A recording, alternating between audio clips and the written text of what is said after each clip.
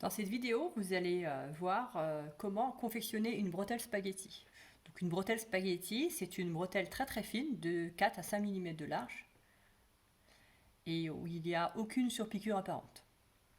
Donc pour ce faire, on prend une bande de bretelle. Donc la largeur de la bretelle, il faut qu'elle fasse 3 cm. Et après la longueur de la bretelle que vous désirez, un peu plus au cas où. Donc une fois qu'on a coupé cette bande, bien sûr, il faut la couper dans le biais. Donc là, vous voyez bien, elle est dans le biais, la rayure. Donc j'ai pris un tissu à rayure pour que vous puissiez bien voir. Donc c'était le droit fil. Hein. Donc voilà, vraiment la bande, on la prend dans le biais. Il faut la couper absolument dans le biais. Si elle n'est pas dans le biais, on n'arrivera pas à la retourner correctement. Donc une fois qu'on a notre bretelle coupée dans le biais de 3 cm de large, on vient la coudre à la machine endroit contre endroit. Donc là, ça va être mon endroit, le côté mat, et le côté satin, l'envers. Donc on vient la plier endroit contre endroit. Donc il faudra venir la plier endroit contre endroit. Et on va venir piquer à 5 mm du bord de la pliure. Donc ici, à 5 mm du bord de la pliure ou à 4 mm en fonction de l'épaisseur de la bretelle qu'on désire. Donc moi, je vais commencer par 5 mm.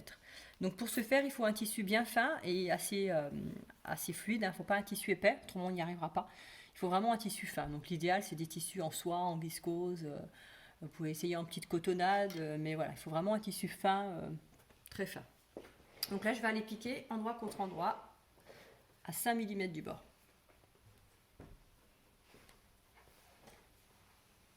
Donc là, j'ai ma bande qui est piquée à 5 mm du bord. Donc voilà, on peut vérifier, hein, on est bien à 5 mm du bord. Voilà, 4-5 mm du bord. Donc là, on voit que il y a le centimètre de couture hein, qui est ici, 1 cm de couture qui est trop large. Donc maintenant, et bien sûr, quand vous piquez votre bretelle, il faudra ne surtout pas oublier le point d'arrêt au début et le point d'arrêt à la fin de la bretelle. Vraiment pas oublier ces points d'arrêt. Donc une fois qu'on a fait ça, on va venir dégarnir en fait. On va venir couper le surplus de couture. Donc l'idéal, c'est de laisser 1 à 2 mm de valeur de couture, pas plus. Donc on met 1 à 2 mm. Donc on coupe tout et on laisse vraiment 1 à 2 mm de couture maximum. Donc je pique, je coupe à 1 mm, sans couper bien sûr sur l'assemblage. Donc une fois qu'on a coupé ça, on le jette. Donc une fois qu'on a coupé notre bretelle, notre surplus de couture, on vient enfiler une aiguille. Donc on prend une grosse aiguille, la plus grosse que vous avez. L'idéal c'est d'avoir une aiguille à bourron, comme la mienne. Donc et vous mettez un fil épais qui ne cassera pas. Donc on le double, le fil. Une fois qu'il est doublé, en bas on vient faire un nœud. Voilà, on vient faire un nœud. Donc, je fais mon petit nœud ici. Je coupe le surplus. Donc une fois qu'on a un nœud qui est bien serré, on vient prendre l'aiguille.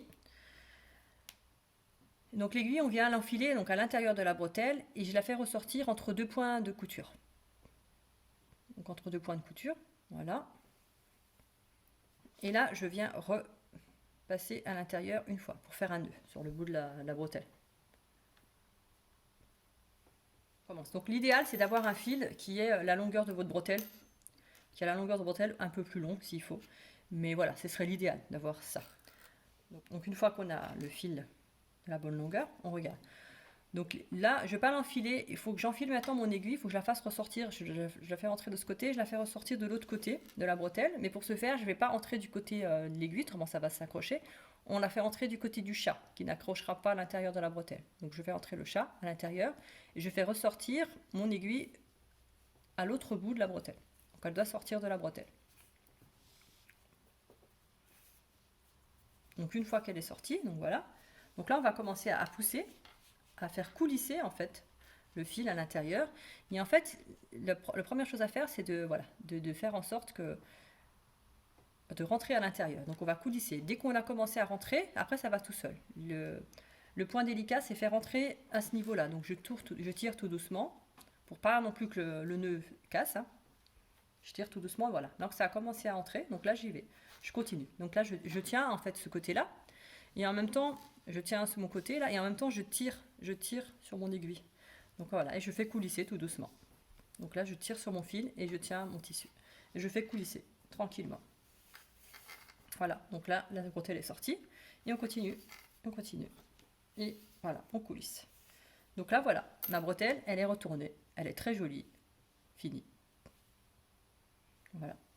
Donc maintenant quand on a fini, je viens couper mon nœud qu'on avait fait. Et je viens enlever mon fil. Voilà. Et une fois, voilà, et là j'ai terminé. Ma bretelle est terminée, elle est toute fine. Donc moi je la repasse, on peut la repasser pour avoir une petite bretelle plate. Mais pour moi, une bretelle spaghetti, c'est censé ressembler à un tube, donc je ne la repasse pas pour garder cet effet tube de bretelle spaghetti.